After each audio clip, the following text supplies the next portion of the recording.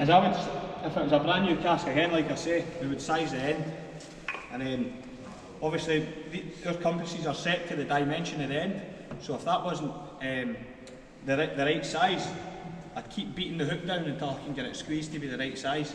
You'd let it cool and it would set it. Okay? We've already got the ends for this, so I'm just going to pop them in.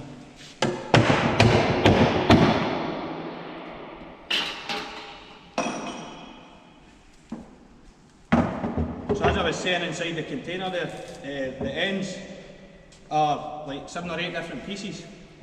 Each piece can be fixed if it's broken. Okay, we like to try and keep the material so recycle if we can. If we can fix it, it'll be fixed. So you can see my bung stave here.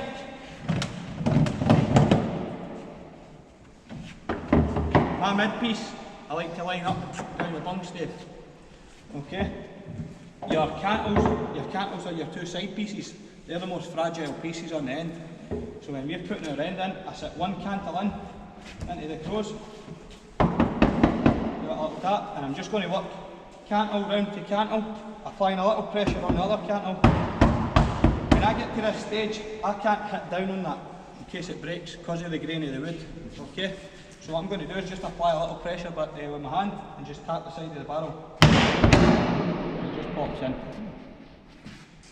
Like I said before, there's no sealant on these, there's no glue, there's nothing. That's all we seal the ends with, so that's just a reed. So basically what that's going to do is if the whisky is going to escape anywhere, the likelihood is it might be round the crows. So the whisky could come up through that. So what we want to do is just give that a little bit of extra protection by flagging around the end.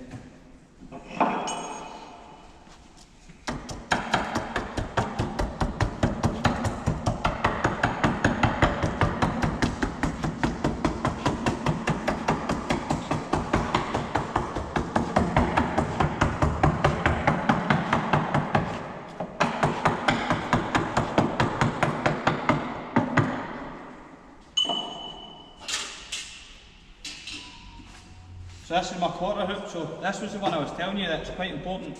Back in the day there was 4 hoops on the cask, and that was the one that kind of held your end together.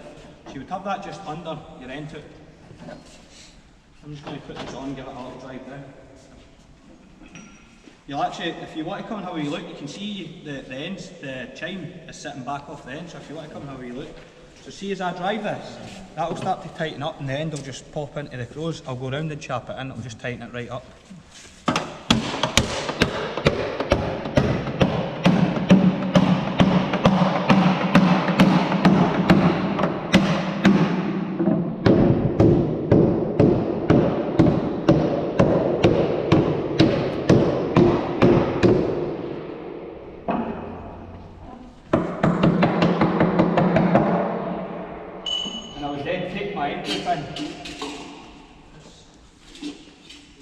I'd then take my end hoop in, so you would size your end hoop so it's sitting half up, and that just gives it an extra little squeeze.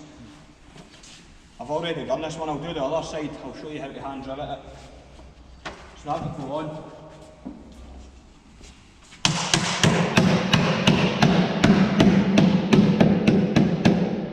So back in the day this would have to be hand driven down, so we've got a gauge, so our bulge hoops would have to sit at a third of the cask, so we'd have to lie the cask down and find the third mark. So you want this third to be the same size as the middle third, to be the same size as the bottom third. If you would lie it down, you just use your gauge, so that would sit on the top of your chime. Put your chop mark. I've already done that, you can see it here. So your bulge hoop would have to get driven down to that. So years ago there was no hoop driver, so we have a machine now that is a hydraulic press and it just pushes the hoops down. So it's got like 6 or 7 different arms that pushes the hoops down. It'll push that down and then it'll flatten this down. But back in the day it was done by hand. So you go around and beat it down by hand, and then your end hoop would be done by a flail. So a flail was like a solid steel bar, and you would have to pick it up and go round and beat it. So you can imagine how hard it would be to do that. So like I say, moving with the times has helped us a little bit, but we still like to keep the tradition. Okay. So flipping it over, I'm just going to do it exactly the same to this end that I done to the other end, just 2 seconds really.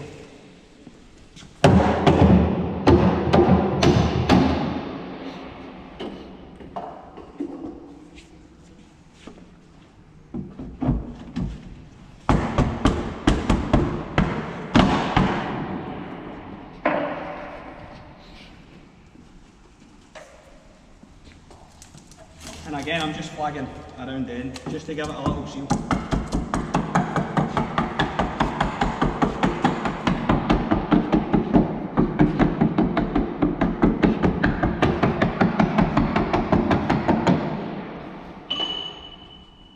Quarter hook on.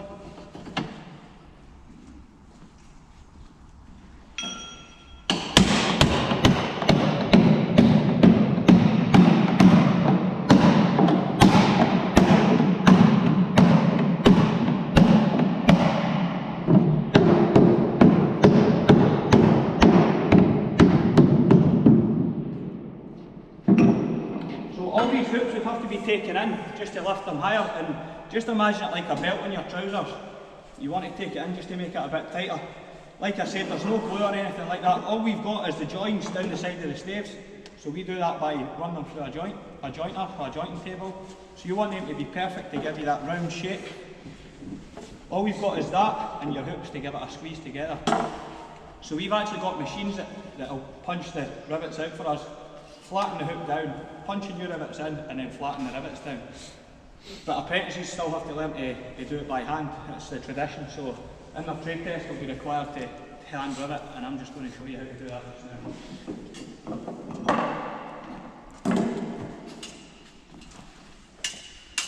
So on my study, I've got a little hole here, and all I'm going to do is sit my rivet through the middle of it. I'm going to heat it up by beating down on it. Let me know that it's sitting in the hole as well, and it kind of heats it up just to soften it a little bit. But to tuck it under my arm.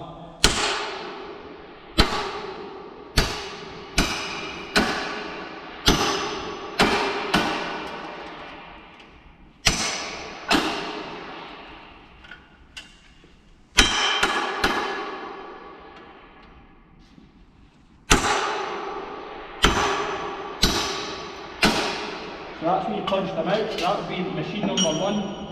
I'm going to flatten them now, so machine number 2 would flatten them. So there's 4 stations.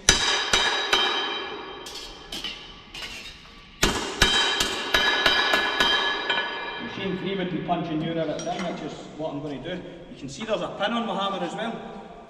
So I can adjust the taper on the hook. So different barrels have got different shapes. Some are straighter than others, some are more pitchy. So you can change that. So by taper I mean the shape of the hook, so the slant of it. So I can straighten that out. If I was beating the top half of the hook, it'd straighten it out. If I was beating the bottom half, it'd tilt it even more. Okay.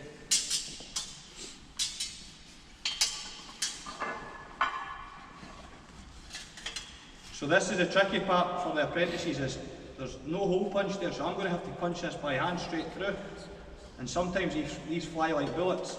So step back. And basically you've got to trust yourself to just go with the hammer, trust it, and hope it goes through.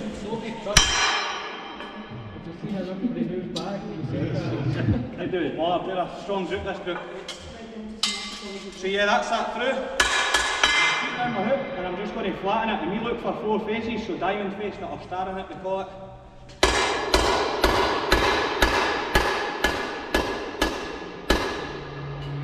And then with my punch, I just mark the back hole. That gives us a wee shadow on the back, so it tells me where to sit my second rivet.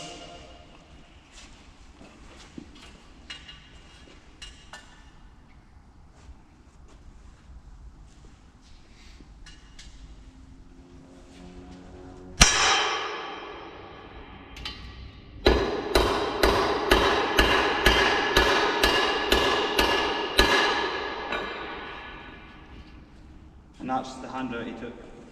So all I'm doing is taking that in, putting it on the end, and it's just to get a little squeeze on the top. But that's how I would rise a barrel.